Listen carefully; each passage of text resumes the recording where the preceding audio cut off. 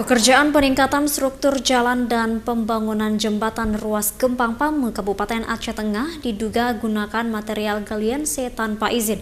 Proyek tersebut di bawah pengawasan Balai Pelaksana Jalan Nasional Wilayah 3 Provinsi Aceh.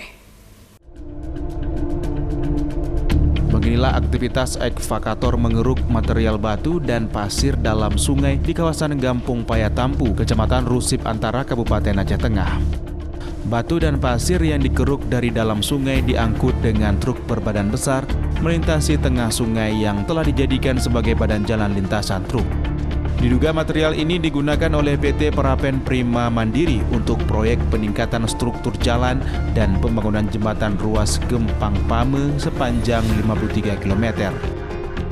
Mega proyek ini bernilai 230 miliar lebih.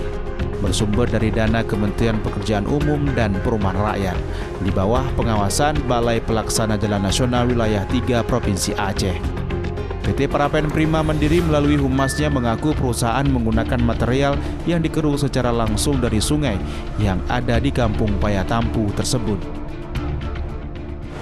Cuma karena ini lokasinya sudah inklak, dikeluarkan dari hutan itu, makanya biar ada pemasukan untuk desa setempat, maka BUMDes Cemerlang itu mengelola galiansi dengan mungkin komitmen lah dengan perusahaan bagaimana sistem bagi hasilnya ataupun pengurusan izinnya, karena semua ini dibiayai oleh perusahaan biar resmi. Jadi BUMDes ini ada izinnya, kemudian yang kita ambil ini ada konsekuensi ataupun ada kewajiban kita yang harus kita penuhi, pajak segala macam, dan ini sudah disetujui oleh masyarakat sekitar. Pihak perusahaan mengambil material dari BUMDes itu karena pihak BUMDes sendiri sudah secara administrasi sudah lengkap. Sudah lengkap. Jadi mulai dari kepala kampung, camat, dan bupati setuju bahwa material ini dikelola oleh BUMDes karena kan dari masyarakat untuk masyarakat juga.